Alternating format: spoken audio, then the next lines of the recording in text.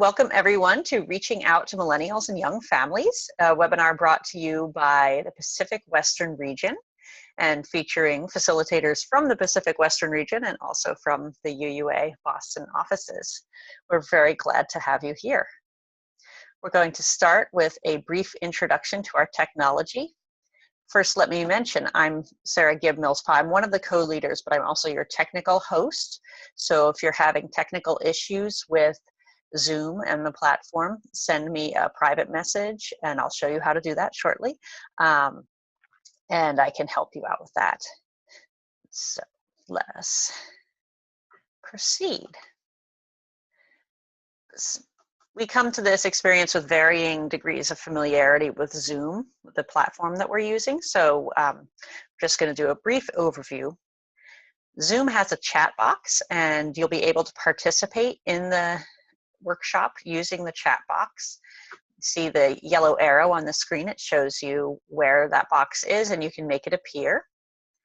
And Zoom has different ways that it shows up on different computers. So this may show up the way that you see it here. It may show up a little bit differently. And to write something in chat, you type your message in the little area where it shows you can, and then hit return. And it will, by default, it will send messages to everyone. I see someone just sent a message. Someone said hello. Yes, hello. And we can also move the box around. Your Zoom chat might show up as connected to your video feed, but it also might show up as being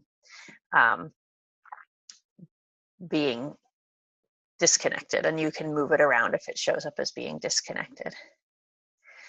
And then you can exit the full screen by following this arrow here. It shows you how you can go to this little thing that says options up next to the little thing that says you are viewing Sarah Millspaugh's screen. And you can choose exit full screen. And then you can be able to see the software where you're taking notes or whatever else you need to see while you're working on this. Then you can resize your windows, etc., to see what you need to. Now there will be some times where you can raise and lower your hand. And the way you do that is you click on the icon down below that says participants. That's the first step, step one. Then step two is to click here where it will say raise hand if your hand is down. And then part three, it shows a little hand that you can click on. Well, actually, I'm sorry. You click on the place to say raise hand or lower hand, and then it'll show a hand if it's up.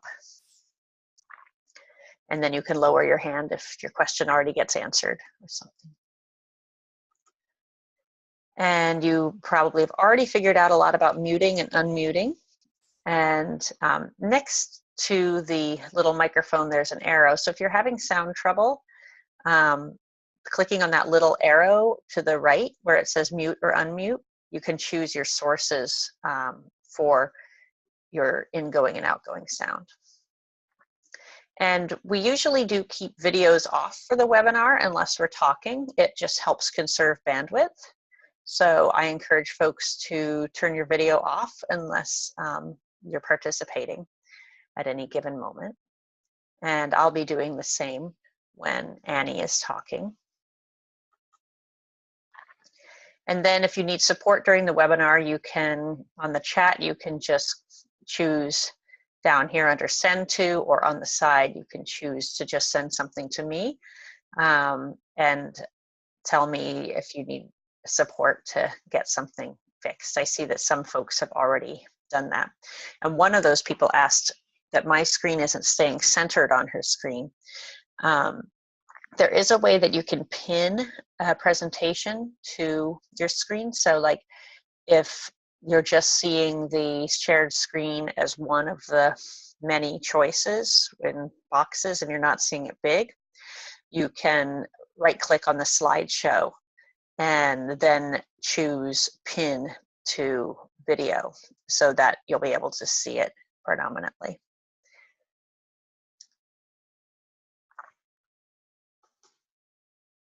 All right, well, let's get started with some introductions. And we had a little fun taking people's public profile pictures from Facebook, unless they were, unless they explicitly asked us not to, or unless we couldn't find them on Facebook, which was true for at least one person. But we'll get started with Annie. Annie, introduce yourself. Hi folks, I'm the co-presenter for this webinar, and this is my first webinar, so I'm learning from Sarah, who knows the ways of webinars. But I serve our Unitarian Universalist Association as the Young Adult and Campus Ministry Associate. I work in Boston at UUA headquarters and have been in this role for going on 4 years now. Excellent. And Annie is a millennial and someone in a young family. So not only because of her role, but also because of who she is, I invited her to co-lead this with me. And I'm Sarah Gibb Millspaugh. I am a generalist for the field staff in the Pacific Western region, which means that I'm the primary contact for about 30 different congregations on our southern strip of the region. And so I work closely with them on all matters. And then I'm also a specialist in lifespan faith formation for all of our 200 congregations in the region. And I'm very excited to work on this. And I am a non-millennial. I am a Gen Xer solidly, but I have a young family. I have a 5-year-old. So I bring that perspective with me. And Annie and I are going to take turns just introducing the rest of the participants that are here today. We have a wonderful group signed up to be with us. Take it away, Annie. So we've got Ashley Egan, who is the office assistant at the Davies Memorial UU Church in Camp Springs, Maryland, who has a profile picture that is very important and also is not her face. I don't think she looks like that message, but I'm glad that she's putting that message out there. Yes. We have Barbara Friedland, the Director of Lifespan Religious Education at the Thomas Jefferson Unitarian Church in Louisville. And it seems like we've got a whole group from Louisville, which is awesome. I heard some sounds like that, which is very exciting. Welcome. We've got Carla Miller, who is the DRE at the Paint Branch UU Church in Adelphi, Maryland. Got a nice group photo going on. We have Deborah Mason, who is a Director of Religious Education at the congregation in Santa Rosa, California. And she is a lovely person who does not look like her profile picture.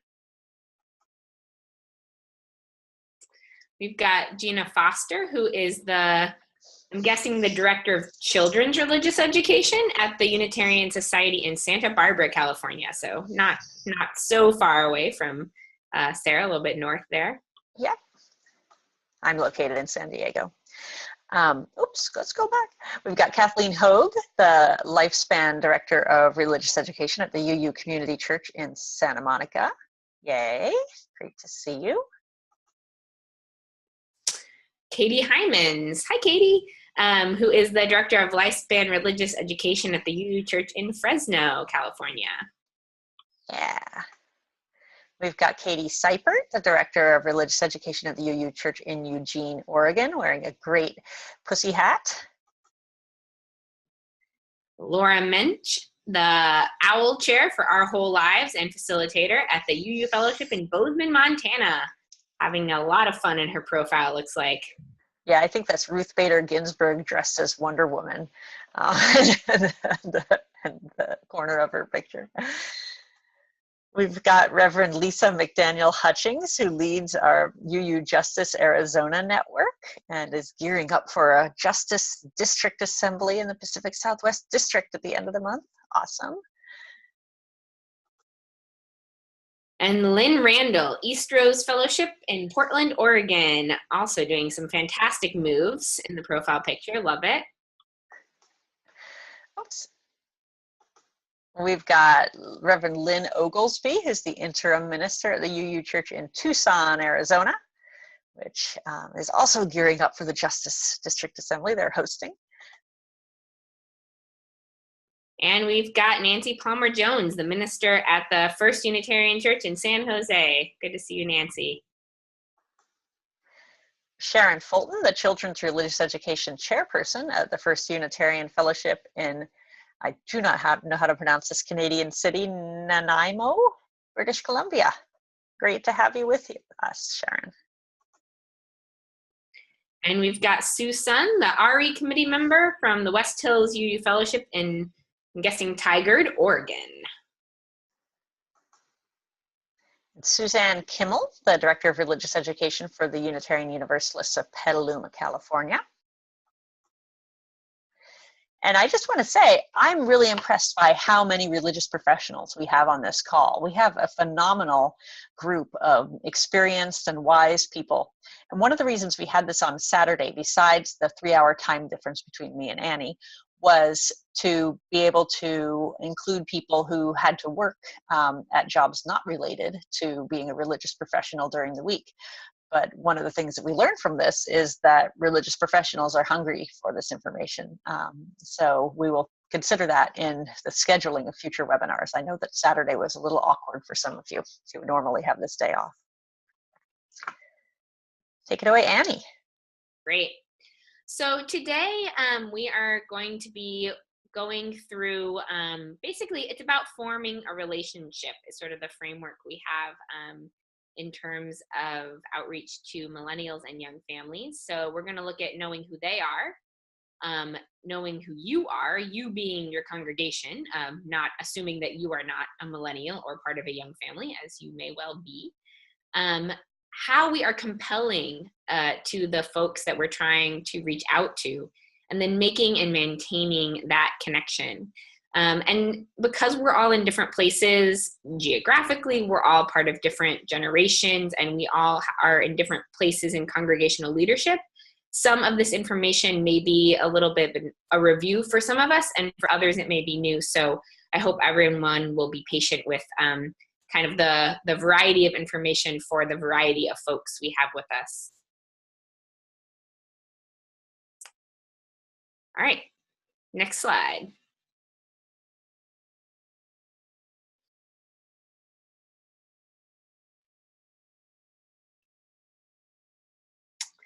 So first of all, we are talking about reaching out to millennials and young families. So it makes sense to quickly define what we mean by millennials and young families.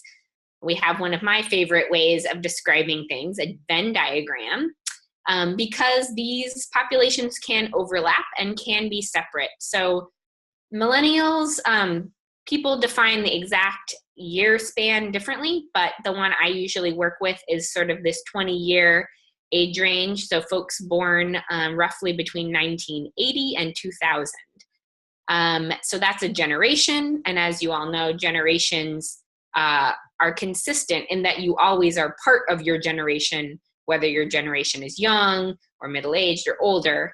That's sort of a fixed marker. Whereas young families is about a life, a part of life, a way of being in your life. So it's folks who have those young children. And so as you can see here, there are millennials who are not part of young families. There are millennials who do have young kids who are in the middle of that Venn diagram. And as Sarah said, that's me. I was born in 1985 and I have a toddler who's 18 months old. And then there's folks who are Gen Xers with young kids like Sarah, and other non-millennials who are in families that have young children who would be considered part of the young families category.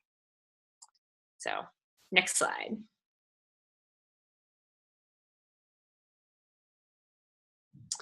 So in my young adult ministry framework, I just wanted to share quickly kind of what I think about when I'm doing my role as the young adult and campus ministry associate. So I do think a lot about the millennial generation. Our young adult age range is 18 to 35. And right now, folks who are millennials are, let's see, I think about 16 to 36. So it's kind of a perfect fit right now that the young adult age range for the UUA overlaps quite neatly with the millennial generation. That will, of course, change over time as millennials get older. And then I also think a lot about the life stages that people who are becoming adults go through. So we'll look at the next slide to get a sense of these two factors. So millennials as a generation, of course, we're diverse, we're different, we're all people. So, you can't just say all millennials are any certain way, of course, but there are some generalizations we can make about millennials in the US, and particularly about the millennials that we are going to be most likely to be reaching out to, the folks who are most likely to want to join UU communities. So millennials as a generation tend to be less connected to institutions and less trustworthy of institutions, skeptical of institutionalized power and bureaucracy. So that would definitely include being skeptical of congregations and of the Unitarian Universalist Association, for which I work, and I experience that skepticism sometimes from my constituents. We tend to be more social media savvy than older generations, although not nearly as savvy as the generation that is younger than us. Those folks really know how to run some social media. We tend to be religiously unaffiliated. People call us the nuns because if you ask a millennial, which religion do you associate with, and none is one of the answers, we're more statistically likely to select none than other generations before us. We tend to be concerned about the world. That is exceptionally true now, I think, with our new president. However, generally speaking, millennials tend to be generous, tend to be volunteer-oriented, and tend to be civically engaged, really concerned about political realities, even as we are skeptical of those institutions. And we also tend to be statistically more diverse. Our population is increasingly made up of folks of color in the United States. And also gender and sexuality tends to be more diverse among millennials. We tend to be more likely to identify as queer or outside of the gender binary or trans than previous generations, and also tend to be more accepting about difference, although, as we know, that's not always true of all millennials, and there's some very scary white supremacist millennials that we know about in the news, but for the most part, we tend to be a little more accepting. Next slide. And the young adult life stage, it contains a lot of different transitions.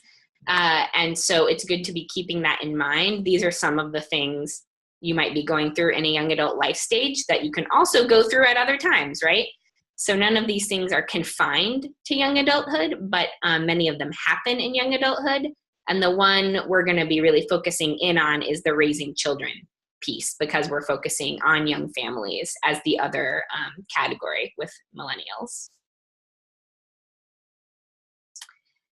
And just a quick visual, the type is very small, but I wanted you to notice the colored lines mostly, because this is to show generations over time and how many folks in a given generation would choose no religious identity, would choose none.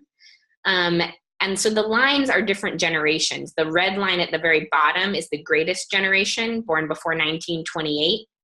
And as you go up through the generations, you have the silent generation, the baby boomer generation in the brown, the Gen X in the dark blue, and then that little orange dot at the very top is the millennials. And so as you see going up, a greater and greater percentage of folks are not identifying with any religious background. And you can see that the generations over time, over the years, there are some differences, but for the most part, it's fairly stable. So that's something interesting to keep in mind. Folks have said, oh, well, the millennials will come back to church. They'll come back to religion. But as you can see, there's not a huge shift as you move across that time span within generations.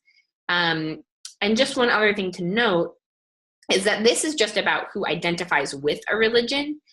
even those who identify with a religion, so they might say, yeah, I'm Christian, they probably aren't as likely to be involved in a congregation if they're millennials. So even if they say, yeah, I'm UU, or I grew up UU, or I like Unitarian Universalism, they might not be actually showing up to UU communities.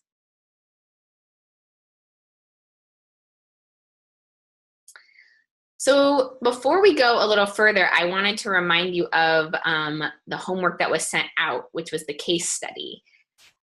So I just want you, as we move through this next piece, to keep in mind something that you love about your congregation. Just one thing. There may be like many things you love about your congregation, but just one thing you really love about your congregation. And as we move through these next couple slides, to think about why you love it, what kind of need is it meeting? And then also to think about, we're going to talk about some barriers. What might the barriers to participating in that particular thing you love be for millennials and young families? So then we will move on. So this is a picture of what a high barrier, low motivation situation might look like for Mo the millennial. You can see that the church is saying, it's your civic duty. Everyone comes to church. You can meet like-minded people and make friends. And the reason that's a low motivation is just because those are things that millennials are often finding in other places. So not everyone comes to church anymore. In fact, it's pretty uncommon. When I'm with peers, they often want to schedule activities on Sunday morning, and I say, I have church, and they look at me like I'm weird. So finding like-minded people are doing that in a lot of different spaces, and particularly when you have access to the internet, you can find all kinds of communities online where you can find folks like you who share your values or share your identities. Same with making friends. That can be facilitated by things like Meetup. And with the civic duty piece, people are finding lots of ways to plug in to organizing, activism, volunteering. And so the church may be not coming to mind for those reasons. And then you've got all these barriers. So Mo the millennial might have to work on Sunday mornings. Wide variety of jobs can mean you're working. And obviously it's not just millennials who do that. So many folks have to work on Sunday mornings, whether they're, in healthcare or whether they're in retail or restaurant work. Lots of different jobs can happen then. The infamous brunch can be a factor in some places, that's a good time to socialize on a Sunday morning. Folks might be volunteering. Like tomorrow morning, I have an organizing meeting with Showing Up for Racial Justice with my working group for Surge, and they all wanted to meet on Sunday morning because that's when they have free. So I'm skipping church to go do some organizing work. So that fits in with the activism piece. That might be a barrier. It might be their only time for rest. So folks might just really need to sleep in or relax because the rest of the time they have school or work. The church might be hard to get to and they might not have a car. Or they might just be scared of church because a church building could be intimidating, could seem like an institution, could seem identified with conservative values, and might just be a barrier to participation. And then with young families, we're competing with so many demands, and I know you all probably are well aware of this, especially since a lot of you are religious educators. There's a million things pulling families, the play dates, getting the chores done, when are you actually gonna go to the grocery store, wanting to just spend some quality time together. If you have Sunday morning available, there's all kinds of family-friendly events that happen in our communities that are, not affiliated with congregations.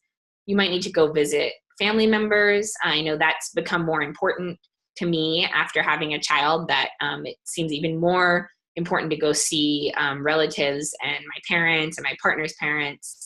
And then there's all the activities that kids can get involved with. And I'll add even birthday parties. I was shocked that there were birthday parties on Sunday morning for my kids' classmates.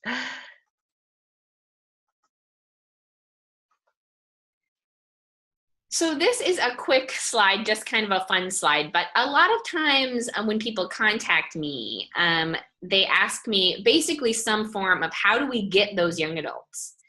How do we catch them? How do we make them like us? And a lot of the time, if people who are not millennials are asking me this question, they have a concept in mind that they have to be really cool. And they have to somehow convince millennials that their church is cool, maybe by kind of being like a rock concert like you see in the photo, or maybe by just being really trendy, like a trendy latte with an iPhone, thinking that these are the things millennials are really drawn to, which is to some extent true, right? Millennials do like iPhones and lattes. I do personally like those things, but we can move to the next slide. This is what I think millennials actually want from us. These are a couple photos from some events at General Assembly, but what they symbolize for me is that millennials are really interested in interactive worship. This is the photo on the left is a worship experience where folks are creating some sand art together. So arts and interaction and creative expression are really important to, I think, folks of many generations, but certainly to my peers. And it's something that, you know, we really can offer space for in a unique way. And then the photo on the right is just exemplifying the relational connection, both with peers and with folks of other generations, to have just to have those relationships that are taking place in a context of spirituality and support and caring that might not be happening in other spaces in that same way. And then people know that young families want, you know, good RE programs. The picture on the left is supposed to represent RE. And then, you know, childcare is a huge one. Definitely incorporating childcare into church events is crucial. I'm currently at a retreat for a social justice group I've been working with, and I got them to provide childcare, which I think was really great. So that's good for anything that you're doing. And young families also might want time for being engaged together as a family. So not just places to send the kids off to where they will be, you know, learning our faith or being kept safe and well cared for, but also participating in worship together, both in terms of leading worship and in terms of being a participant, as you can see in the top two photos.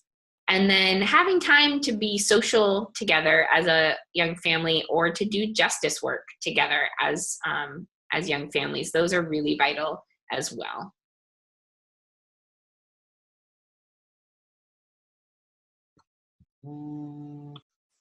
Thank you, Annie. I'll continue. Annie just talked about knowing who they are, which is part of forming a relationship with millennials and young families. And the next part is knowing who you are. And that's not just like knowing who are at the center of the congregation, who are leading, who are involved, not just who you say you are, but knowing who you are through their eyes. Knowing who you are to them is important. And I'll offer you some tools for doing that. First, I want to share with you a framework. This is a framework that the UUA outreach team, headed by Carrie McDonald, and I used to be on that team, came up with, along with the UU Association of Membership Professionals. And so often when we're thinking about young adults and millennials, people joining our congregations, we think about, okay, how do we get them to be a member? Member. We want them to be a member, a pledging member, etc. But this spectrum opens us up to the reality of how people actually engage with our congregations, and that each part of this spectrum can be a faithful relationship. So we have people out in the wider community. And how do we want to try to move those people along on the spectrum to become a curious individual? That's important work. And how do we move those curious individuals to being a welcomed visitor? How do we move those welcome visitors to being a connected friend, and then an engaged participant, and then an integrated leader? Some people are going to go straight through here in, like, 1 month. Or no, that's a bit of an exaggeration, but sometimes people can go from being a curious individual to being president of the congregation in just a couple of years. And others, it's going to take them maybe 30 years. But as we look at honoring the participation of people whose lives may be in transition, etc., we can honor that they might be a welcomed visitor or a connected friend for a while, and that's a fine way to be, and that we don't have to simply try to translate them into members and integrated leaders, and that we failed if we haven't. We can minister to people all along this spectrum. So who are we to them? As they're looking in at our congregations, who are we to them? There are some ways to find that out, some ways to cultivate this idea that outreach is not just reaching out and saying, come on in, everybody. It's trying to see yourselves from the outside in and make it more compelling for people to come in. There are some ways to see from the outside, to put on those glasses and see your congregation differently.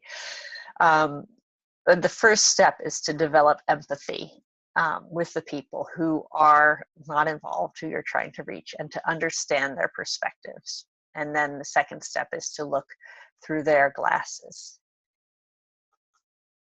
So one of the ways to see from the outside is to talk with real people from the target audience, to say, okay, I have this friend of a friend who just seems like the perfect person to be involved in UUism by their values, their identity, all of these things, but they have never even darkened our door.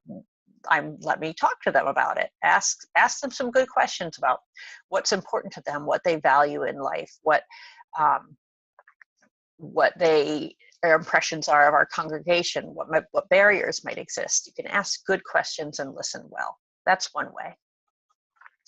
Another way that I've experimented with, which is extremely powerful, is to use a tool from that actually comes from online publishing and online marketing, developing personas. And personas are fictional people that are composites that represent the kind of people that you're trying to reach.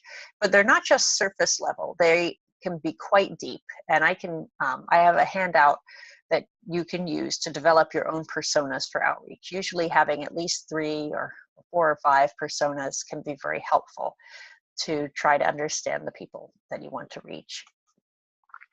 They help you self-evaluate. They also help you strategize. These faces are some of the personas that I have worked with, and I'll talk about 2 of them right now. This is Emma. Emma is she's in her early to mid-20s. She's a queer woman, a progressive activist, a professional with a college degree. She grew up Christian, but she has a very eclectic spirituality now.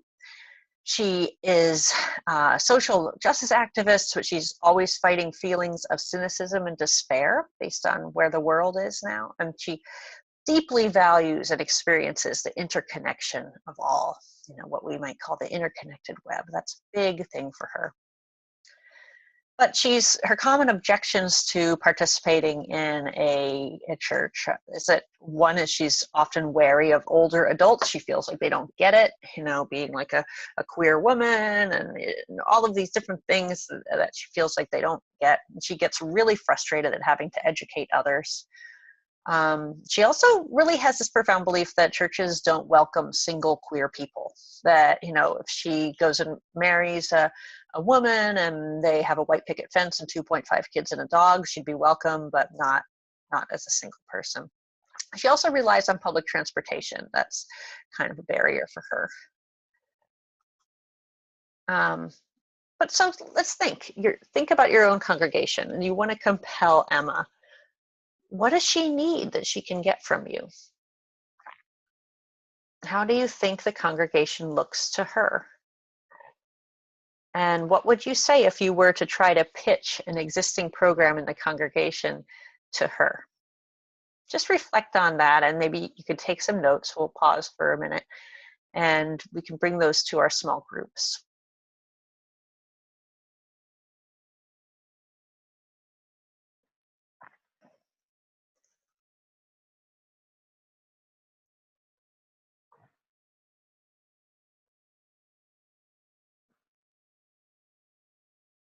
For example, it might be obvious to you how being part of a congregation can help her fight cynicism and despair, because you experience hope in worship all the time.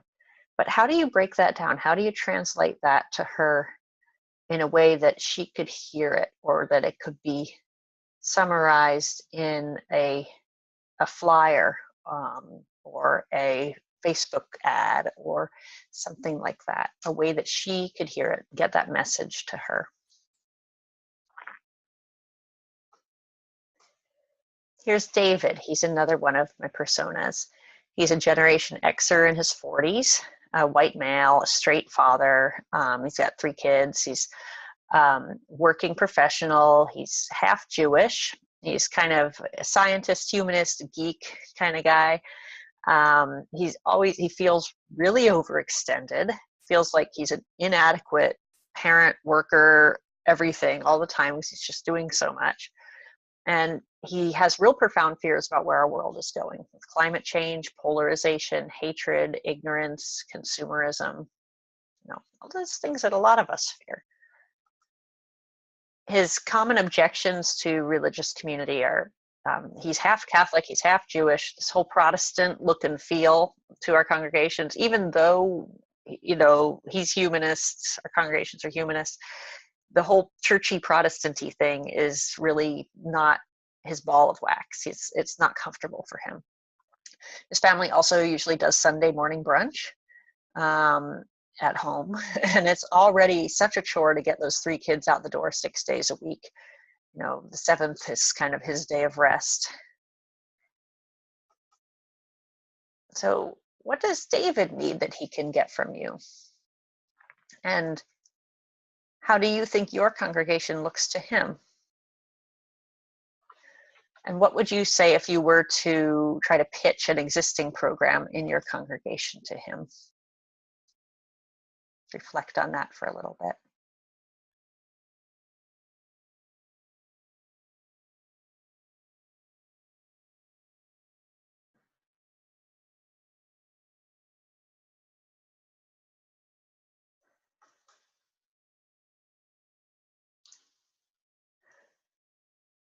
We're forming a relationship, trying to know who they are, to know who we are, especially through their eyes, and to work on being compelling to them, and not just being compelling, but helping them understand that we are compelling to them, and then maintaining and making that connection.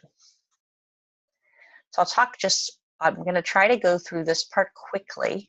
All of this will be available online afterward, but I want to make sure that we have some time for group work. And we are going to go till at least 10 after the hour because of our late start. One of the things that we need to understand in this day and age is that our relationship with people starts long before they ever come through our doors. Our relationship with them starts the moment they first start interacting with us, and that usually happens online. These are a couple screenshots of congregational website, UU Church of Berkeley, or a Yelp review. So they're interacting with us in all these ways that we control, like our website, and ways that we don't necessarily control, like Yelp. So we should know what's out there when we're trying to create relationship. And then if they do come to an event, a Sunday morning worship in person, we need to be cognizant of some of the unconscious things that happen. And I've blogged on this, and I can send you the link, or you can look up a blog about user experience.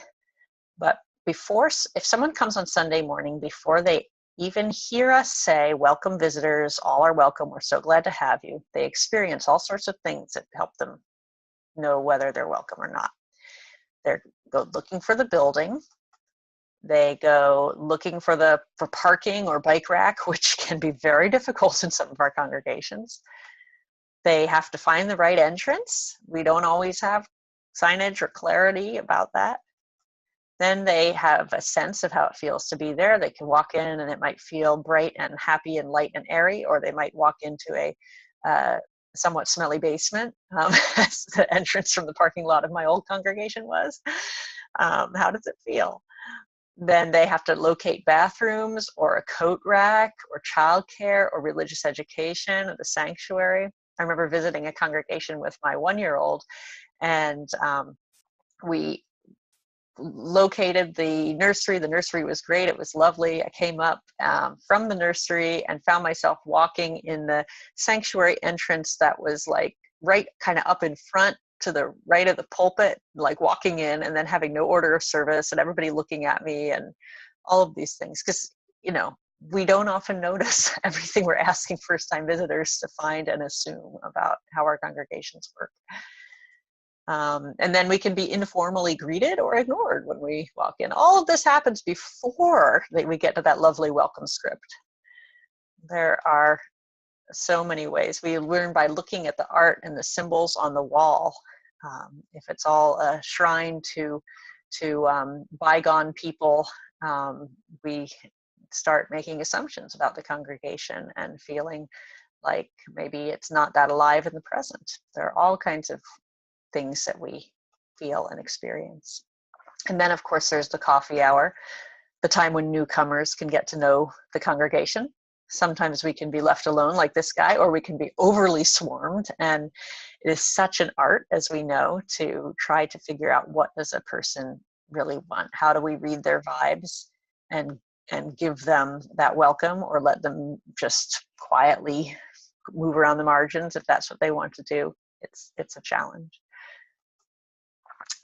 This is a resource, you may have seen it go around online, Coffee Hour Caution, advice for greeting young adults at church. I won't go into it deeply here, but you know, it just points out things like, just don't walk up to people and say, we need more young people, join us, we need you.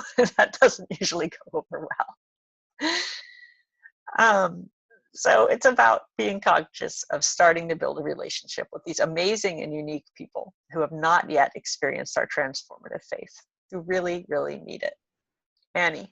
Just a quick note, people love Coffee Hour Caution. It's something they've really, it's something a lot of folks have clicked on and downloaded from our resources in my office. It's not my very favorite just because it seems a little finger waggy to me of like, now don't say the dumb thing.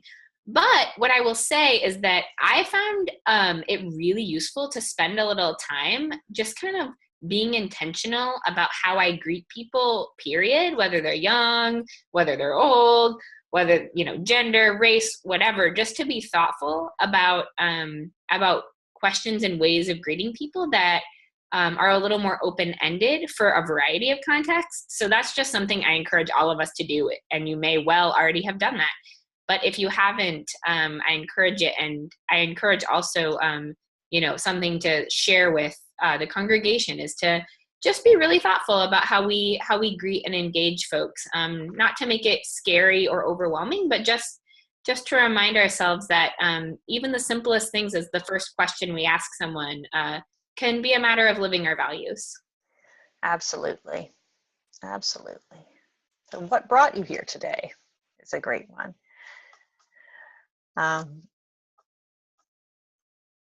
I will quickly go through these slides so we can get to our groups. This isn't rocket science, really, and there's no one formula to do this. Being a good congregation is really helpful in compelling and attracting and keeping all kinds of people, including young folks. Good Sunday services, faith development, religious education, small groups, have lots of ways to get involved. One Church, Many Paths is the sign outside the West Shore UU congregation in Cleveland. I like that, many paths to involvement.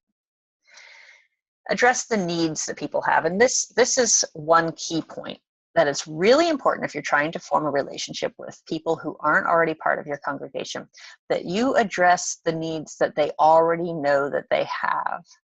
they might not know that they really have a need for a community that's going to be with them through all of the hardships of their life and all of these different things. They may not even articulate what they need in terms of spirituality, especially if they've been a nun.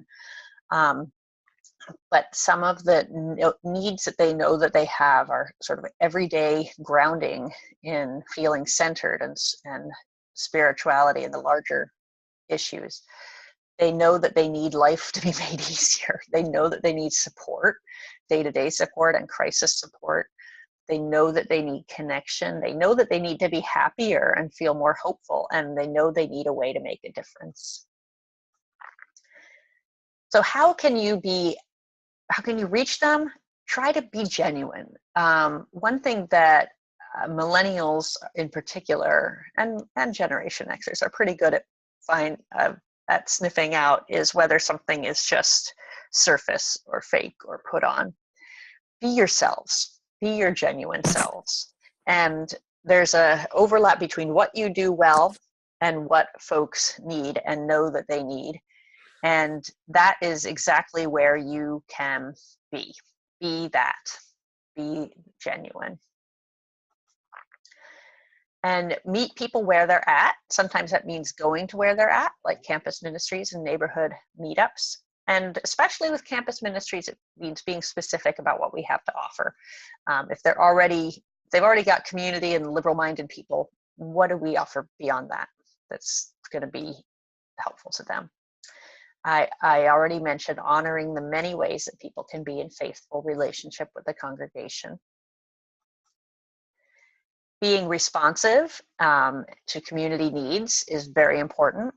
Some of our congregations that have experienced the biggest boost in attendance since our country's political crisis began. We have our congregations that have shown up with chapters of showing up for racial justice, transgender family support groups, or even things like interfaith family holiday gatherings. It's not urgent, but say your community doesn't have any holiday gatherings for interfaith families, that's a need that you can fill. And also be willing to experiment and sometimes fail. My colleague on UUA staff, Karen Bellavance Grace, calls this Expira learning. And this little picture of Einstein reminds us that scientists, they get to those great discoveries and those things that really work by failing a lot and trying a lot of different things. Our willingness to try a lot of different outreach modes and for them not all to work is what's going to help us make those connections. And honoring a variety of ways to engage also helps people who are not in the target audience, like people who work weekends, and people who really like babies. You know, we have lots of those, people who don't drive at night. It helps everybody.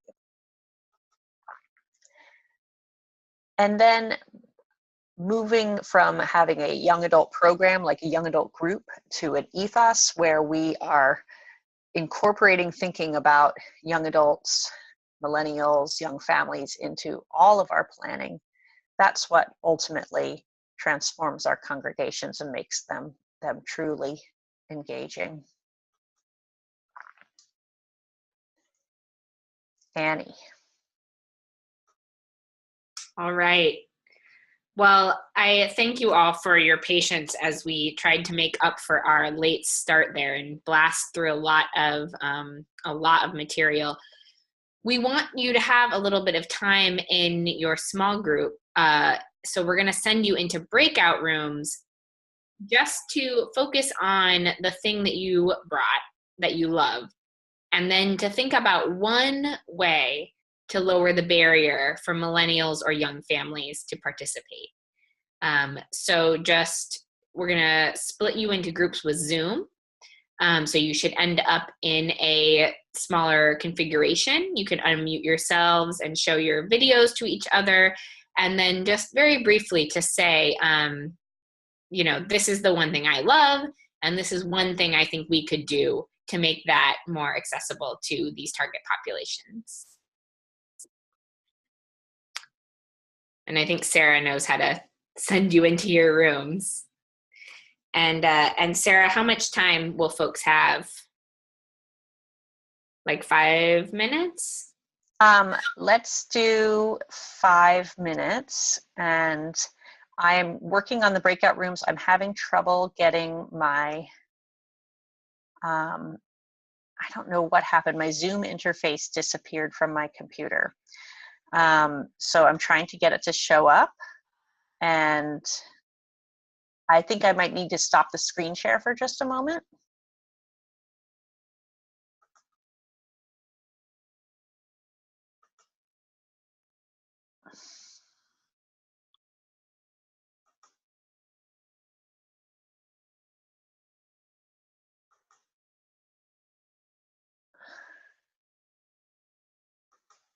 Expert learning in action. Exactly.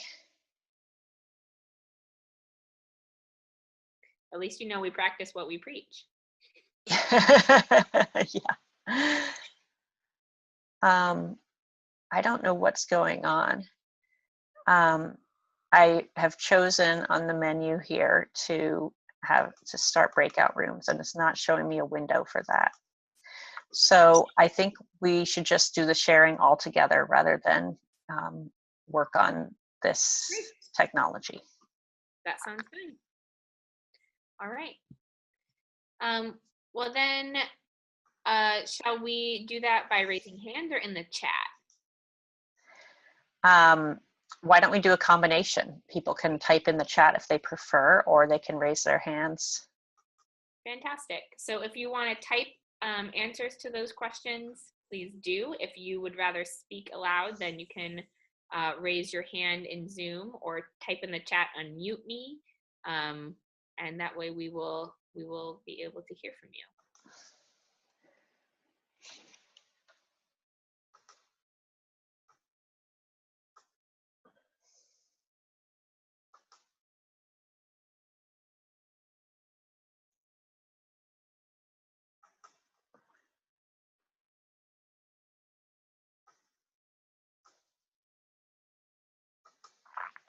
Nancy Palmer-Jones has raised her hand. Nancy, tell us more. And Lisa too, I see your hand. Nancy first. Okay. I'm hoping that others will talk about small group ministry. That is a strength of ours. But I wanted to mention our social justice work and our engagement with our wider community, county and city. And the fact that we are likely to move into that risk-taking kind of work. I don't even know if I should name it online since this will be recorded. But working in collaboration to protect our immigrant families. And what is one way to lower the barrier for millennials or young families to participate? I just think it would be, this is such a rich area, so important to have families feel our sense of interconnectedness to the whole city. So I'm thinking meals. I don't, I really have more questions than I have answers. Mm-hmm. Mm-hmm. I think having a number of ways to participate, like meals, and advocacy, as our congregations are talking about expanded sanctuary, some of that can be being in the streets, advocacy, having things be family friendly. For that, I've brought my son along to various marches and rallies, and he's had a fantastic time. And a lot of the rallies and actions for immigrant justice have included families. And so there are some definite possibilities with that. And may I just ask, for millennials, when they have this opportunity to do this work in so many other locations, maybe we should be going to some of the groups that they're already starting. Some of us could go in that way and start to build relationships in that way, maybe. That's a real strong possibility. Yes, Nancy, I want to affirm that and just say quickly that I think for a lot, I see so many millennials when I go to organizing meetings.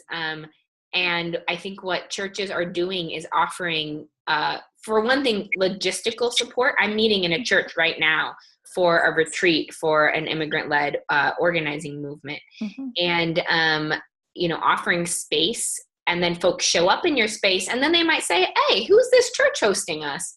Oh, cool. The other thing is to provide that spiritual support to say, hey, I know you're already doing this organizing work, but we're going to help you keep your spirit refreshed while you're doing it, because we care too. I think that is an excellent form of outreach to activist millennials. Yeah. Thank you, Nancy. Lisa has her hand up. Lisa. So I came on this webinar because our statewide action network has a grant for young adult outreach, and we've been trying to figure out how to connect. And as it happens, we are involved in a big project for district assembly, which involves immersion experiences that give people firsthand experiences of justice work.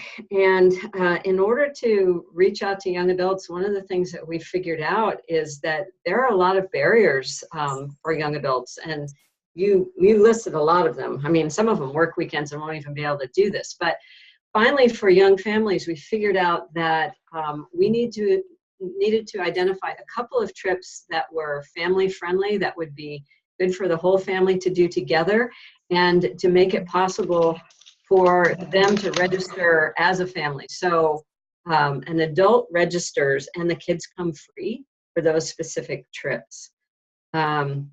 So we haven't seen the final results yet, but we're hoping that that's going to help. And what I'm learning from what you shared today is that we really need to put the value statements out there on social media, so that we can define ourselves as how we are different from the justice organizations in the community. I mean, we are grounded in Unitarian Universalism, and that's one of the things about district assembly too, is we'll frame our trips before we take them grounded in our UU values, and we'll end those trips with a time of reflection. So hopefully that will offer the spiritual sustenance, or at least show that that's something we can offer. Yes, that's wonderful. Thank you. Thank you so much, Lisa. And Annie, I think we probably don't have time for another hand being raised. Did you have some concluding remarks? I do have some concluding remarks. So thank you all so much for sharing a little bit. I'm sorry we didn't have the technology work for you to share in a more intimate setting and have more sharing. But just to wrap things up quickly here, Sarah, are you able to advance the slide there? So basically, we want to shift from that earlier image with the low motivation, high barrier, to obviously a low barrier, high motivation situation, which is what we were just talking about. This meaningful opportunity to connect or to grow or to find support. Every congregation is going to have different key areas where they are offering that. And you all already gave some excellent examples just in the chat and speaking aloud. And then to lower those barriers, clear information on what to expect, being in a place that's transit accessible or offering free rides, having weekend, afternoon, or evening events. Those are just a few examples of ways to lower barriers. You all also mentioned other good ones, like offering meals, offering childcare, offering the kids come along free. These types of things are excellent ways to lower barriers. And then you can also think about where things fit into a family's life and needs. So we had all those arrows pulling them. We can fit in amongst those many needs and even be some of those needs. So you can see here basically just shifting some of those things that, you can also do kids' activities in our congregation. You might have play dates with folks from the congregation. We might be hosting those family-friendly protests or arts events, or at least showing up as, a group from the congregation. We might be a place to form additional important multi-generational, intergenerational relationships alongside those family relationships. And it might be a place to have that quality time together at the congregation, and not necessarily something that has to be competing with being in the congregation. So with that, that's sort of where we're aiming for as we think through what we have to offer and how we can make it fit more easily for these folks.